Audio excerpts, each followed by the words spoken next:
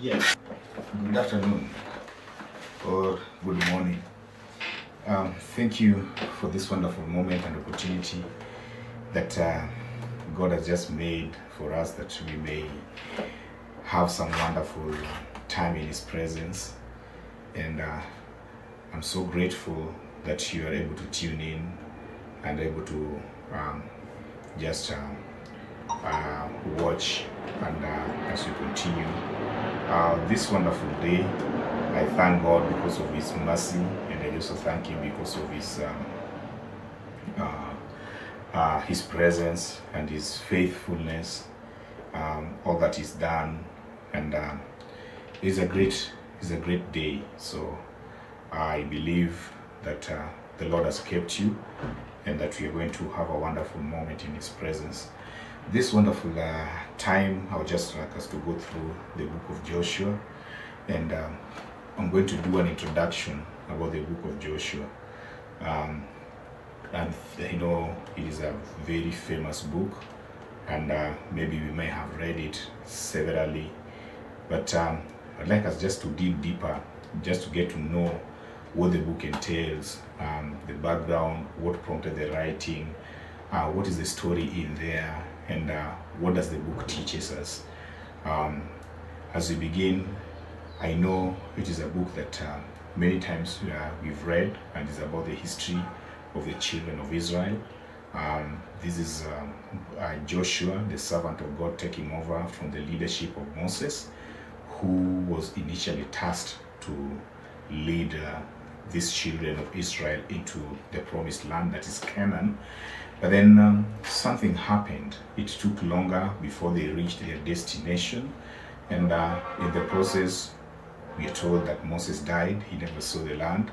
But then, as God had promised, the promised land, the Canaan land that is full of milk, flowing of milk and honey, God had to accomplish His promise. And that is the difference of God and man. Men may not live to accomplish their promises.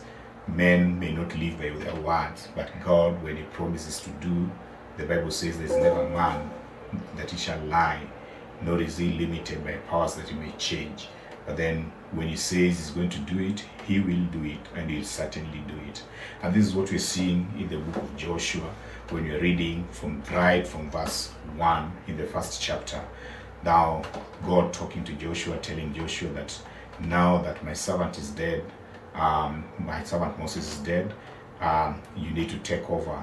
And we are looking at Joshua. Joshua worked closely with Moses, and he saw what was really happening at that time when Moses was given the leadership and the mandate to lead these people into the promised land.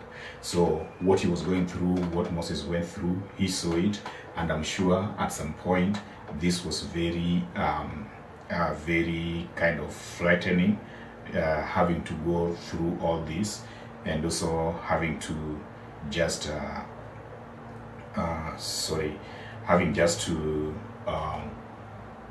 cope up and also step into Moses' footsteps.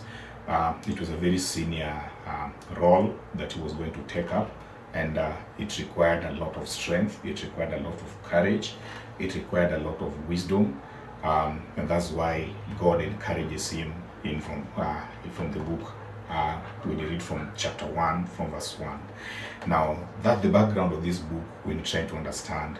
The book was partly written by Joshua, and this gives an account, and it's so wonderful why he had now to write this, to give an account of himself. And according to the tradition of the Hebrew, we are seeing that this book, when Joshua wrote to give an account of his journey and how he was able to lead these people into the promised land.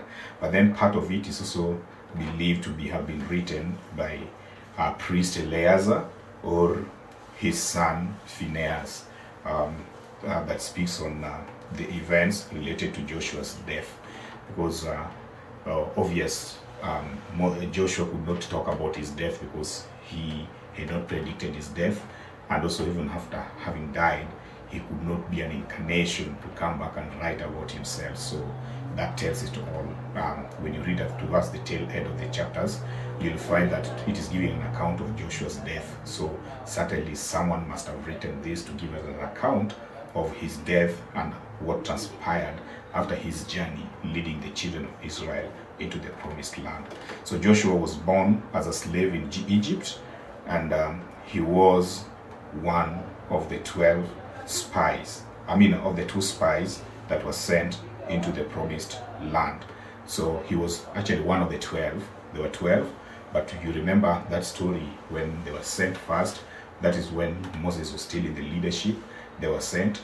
The 12 spies were sent to go and spy the land and come back with a report. But then there were only 2 that came back with an encouraging report. Some of them saw the giants and saw the impossibility, but we are told that Joshua and Caleb came back with a report that was encouraging, that there was a land that was full of milk, that's flowing of honey, full of honey, and flowing of milk. It was a land that was fertile, and that this was an encouraging point. They saw that there was a possibility in them overtaking and dwelling into this promised land as God had promised. So Joshua, he was a successor of Moses, just as I said, and this is very noticeable in the book of, chapter 1 from verse 1, that God now talks to him as telling him that now that Moses, my servant, is dead, so I would like you to take over the responsibility. So he was the successor of Moses after Moses' death, so that he could take up the responsibility to lead the people of Israel into the promised land that God had promised them. So the purpose of this book, the book was written just to show the faithfulness of God by the fulfilment of his promise to Abraham. Remember, he had promised Abraham that he's going to bless him and is going to make his descendants a great nation.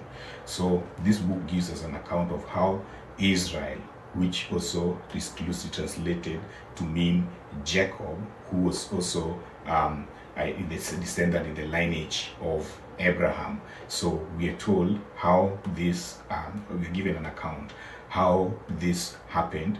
God stayed and stood by his promise as he talked to, had promised Abraham that he was going to make his descendant a great nation. So Israel, we're seeing Israel becoming a great nation as they are going into the promised land Canaan to take over and to lead a life that God had intended and had promised his child, Abraham. So the purpose of this book, it was written to show just the faithfulness of God. However much these children of Israel, when the journey took longer, they decided to go against God. They decided to go in their own ways and tried to just deviate from the great, from the main mission that was going into the Canaan and also taking over the Canaan land so that they're able to dwell in there. If you read this promise that God had given to Abraham, you'll find it in the book of Genesis, chapter 12, from verse 1 to 3. Then the lesson that we learn from the book, remember I said that I'm going to give an overview and also a depth understanding of the book of Joshua. It is good that when you have a background and you have an understanding of this book, then you're able to understand the chapters as we progress.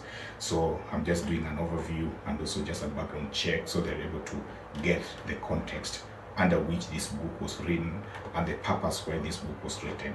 So the lesson we learn from this book, number one, is that life's battles are not won because we are strong, but because God is faithful and we obey him. Certainly if you read the Bible talking about Joshua taking over from Moses, and he was kind of afraid. He was not that very strong, and that's why God encourages him that Joshua, what I only need you to do is to be strong and courageous. So it was upon Joshua to believe the message of God, that God was instructing him to take over the leadership.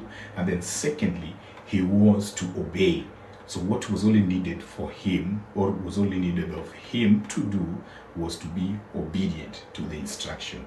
And that's why if you read in the book of, in chapter 1 for verse 8, it says that, this book of the law should not depart from your mouth, but thereupon meditate day and night, that you may be able to discern and to be able to know the perfect will of God, that you may be able to find success in your way. So when you're talking of success, and so talking of taking over, talking of winning the battle that was ahead of him, leading these people who were stubborn, he only needed to be obedient, and he also needed to be just faithful to the voice of God, so that God may lead him and may give him wisdom to lead these people. So the purpose, the lesson that we learn from this book, that the battle is not won by the strong, because the people of Canaan, if you remember the report that these 12 spies brought, except for 2, that is Joshua and Caleb, they brought a report that these people were giants and it was not possible winning and taking over that land. But then God had given Joshua the strength. God had given Joshua the motivation that he needed just only to be strong and to be courageous. Being strong not in the physical, but being strong in the spiritual, by having a strong faith and believing in God that it is possible to win the battle. So, secondly, obedience to the Lord is critical for success. Remember, observe to obey all that is written in it, and therein will you find success. So in other words, obedience is very critical to success. So that's one of the lessons. That's the number 2 lesson that we learn from this book, that when you obey, then it is kind of a foundation, it is kind of a propelling power into success. Obedience is critical when success is needed. Joshua only needed to observe all that was in the book of law, the commandment that God has given him, so that he may lead the children of Israel according to God's will. Then number 3, Moses, Joshua, and the people acted in a unified spirit of submission to God when they agreed to the choice of the successor of Moses to lead Israel. So in other words, he's saying, when Moses, Joshua, and the people acted in a unified spirit of submission. In other words, when God was choosing who was to lead the children of Israel into the promised land. Remember, even when Joshua was being, when Moses was being chosen, what he said, that I'm just but a very young boy, and he complained that he was a stammerer. That's why he was being given his brother Aaron just to lead him and to give him strength, back up, so that he's able to lead these children into the promised land, because God's will is always the best. His timing is always the best, and he knows what is best for us. So he chose Moses, knowing that Moses was able and was up to the task to lead these people into the promised land and to lead these people in a manner that he wanted them to go. So for that matter, Moses was just to be strong, and Moses was just to be obedient, in as much as these people were stubborn, but he was to obey the voice of the Lord. But we are seeing kind of a unity, kind of agreement, because when God chose Moses, the people never rebelled, but they agreed to the leadership of Moses. Only that they at some point became a bit impatient, because they were seeing this was delaying. When Joshua was also chosen now to take over from Moses, there was kind of a unified agreement. So all these people were agreeing and to the submission of the authority. So sometimes, or all the times, when you need success, especially the spiritual walk, we always need to be submissive to the authority, so that God is able to strengthen us and is able to give us that strength and that power that we need to overcome. So it is very key And that is one of the lessons that we are learning, that all these people acted in a submission, in the spirit of submission to God, when they all agreed to the choice of the successor of Moses to lead Israel, when Joshua was chosen to lead the children of Israel and into the promised land. Then Joshua gave his last speech to confirm God's faithfulness and to encourage the Israelites to serve God and only God. Remember, I think we're going to read it as we continue in the book of Joshua. It should be chapter 15 or 24 verse 15, chapter 15 verse 24, thereabout. We'll be able to get to that when Joshua was talking to the people of Israel, that they should stand firm and choose whom they are going to worship, whether they are the gods of their forefathers, the gods of Amorites. But then he makes a decision and says that, as for me and my household, I will serve the Lord. He testified of the faithfulness of God, because he had started the journey as a young man, as a very weak man, but trusting God through the process and believing God, being obedient to God's guidance and to God's observing God's commandment and God's law. He was able to lead these people into into the promised land. So as we begin from chapter 1, Joshua, we learn that he was the successor of Moses, and he was an assistant to Moses when Moses was still in the leadership before Moses' death. So God decided that now I'm going to choose you, and you're going to take over and lead these people. I think that's why, the reason why God maybe was doing this, one, he was now familiar with the context of what the work that they were supposed to do, how these people were supposed to be led, because he was working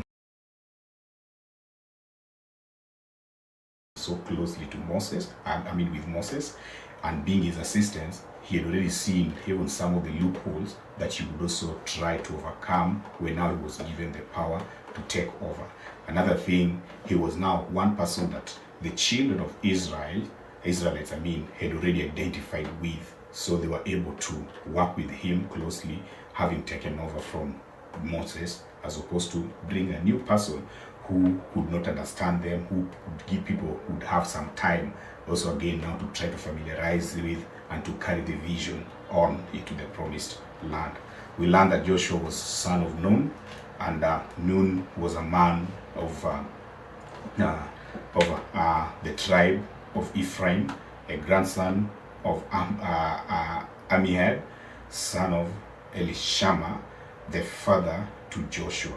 So when you're talking of Joshua being son of Nun, and this is just a chronology of his background. You can find this from the book of First Chronicles, chapter 7, from verse 27 to 28, just giving us the chronology of the background of Joshua, who was his father's father, grandfather, and all that, the tribe where he came from, so that you're able to get just to know his background, which I believe was very important in the ancient days, in the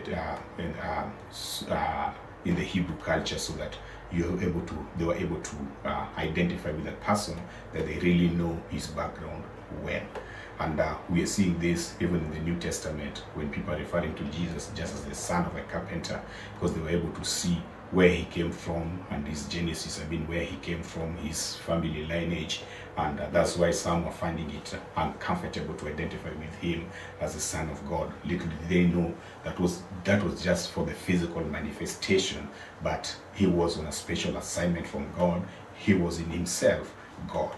So after the death of Joshua, after the death of Moses, Joshua was assigned the responsibility of taking over, and God called Joshua to lead the Israelites into the promised land and possess it by military conquest. And that's why he needed to be strong. He was commanding kind of a force that was going into the war to lead these people. Now, a force, being a commandant, you must be somebody that is focused. You must be somebody that is strong enough to give direction. You must be somebody that is authoritative, somebody that is able to stamp authority and to issue orders and directions for people even to follow. But now, leading this military conquest, he needed to lead this by the guidance of the Lord. And that's why God instructed him that the book of the law should not depart from his mouth, but thereupon he meditate upon it day and night, that he may be able to find good success. So the good success were to come by the way of obedience, as we've learned. It was to come by way of submission. It was to come by way of just following the instructions and learning to obey and to follow the voice of God. Now, being a military leader, that he was going to lead a band and he was going to lead people, an army that was going to take over from the giants. You remember the report that was brought, that we found giants, we found people that are so huge, we found people that are occupying that land. We don't see that the way we are, the body that we have, that we were able to. Remember, the Israelites were slaves in Egypt. So under that, coming from that context of slavery, it was like they were seeing themselves as kind of people who are in the present day would say that we were suffering from something called the inferiority complex. But then with God's power, he was able to lead them and to take them into the promised land, because that is the purpose that he had with them. So they needed to be very courageous and very strong. So having seen this, Joshua needed to be very obedient and needed to be observant into the commandments of God and in the ways that God would lead him, so that he was able to lead his people and the people of Israel, in a manner that was godly, so that he may be able to find victory. Now, we learn that God told him to expel all the Canaanites people, so that the Israelites would not be tempted to worship the idols of the Canaanites. So the instruction was very clear as he was going into the land. He was to expel all of them, and that's why I'm saying that he was to take with a military, he was to overtake that land with a military kind of conquest. And this needed that they were to overthrow whatever kind of system that was there and install a new system. So the reason why God never wanted them to mix with the Canaanites were known for idol worship, and God had tested and seen these people when Moses had gone into the mountain just to get the 10 commandments and going to get the rules that would govern them. They'd already raised for themselves other gods to worship. So God was very key, and he knew that these people, when they mixed with the Canaanites, they could be easily swayed away into the gods of Canaanites and start worshiping idol gods. So Joshua was under very strict instruction that he was to drive away all the Canaanites, so that we would not mix and worship the idol gods of Canaanites. So talking of that, as you continue, the Canaanite worshipped, their worship, the culture of their worship involved child sacrifice and sexual sin. And this is what not God wanted these people whom he had taken away from slavery to get into. And victory would come not by military, but by the faith in and obedience to God. So their victory was not just coming into by military, but it was coming by their faith and in obedience to God. And that's why God never wanted them to mix with people who were worshiping idols. We can only have one commander and a leader of a group, an armor bearer at a time. Remember, when Moses was in leadership, Joshua was just but assistant, and he was working under him as his assistant. So God, when time came that Joshua was to take over, Joshua took over. You can learn that from verse 2. Now that Moses, my servant, is dead, God was giving Joshua the mantle to take over. So as you continue, I would like us to, maybe if you are in your own time, just find time to read the book of Joshua, chapter 1. As we proceed, we'll continue from there. Let me start from verse 2, where I've said, for a group, for a team, even an army, we only have a commander. One commander, one commander at any given time. So let us learn to respect the authority that is in place. God never used Joshua to an extent that he would overcome Moses when Moses was still present, because Moses was given the authority, Moses was given the mandate, and he was the commander at that particular time. That is something that we've really failed in the present day. We have someone that God has given the authority, but we people who are working under them, we feel that we are more powerful than them. We feel that they're so inferior, and we need to go past them. We need to overtake them. Just be patient. God will always give you your time when your time comes. What you can only do, you can implore the book of Proverbs 27 that says that an iron sharpens an iron. You can only help in giving advice and working as a team to make sure that there's success. But remember, there is only one commander of an army at any given time. So Joshua took over, and he was now the one in charge. As he was issuing instructions, he had also other people to work with him, but then God gave him this mandate after Joshua's death. If you have someone, or you're working under someone, respect that authority. Respect that person that you're working under, because your time comes, your time is coming when God will give you the opportunity. If you don't respect the authority, don't expect that on you as well when you take over the leadership. If Joshua never respected the leadership of Moses, he would have found it hard in leading these people when now God had given them the opportunity to lead. So let us appreciate the opportunity that we have, that we can only have one commander of an army at any given time. Thank you very much, and I appreciate for you listening and also for tuning, and I believe you're getting deeper into this as you continue with this book. It is a very nice book. It's a very powerful book, rich in content, rich in so many lessons that I believe I would like us to learn together as we proceed. God bless you. Subscribe to this channel, and please just share so that we learn together. God bless you. I love you all. Thank you very much.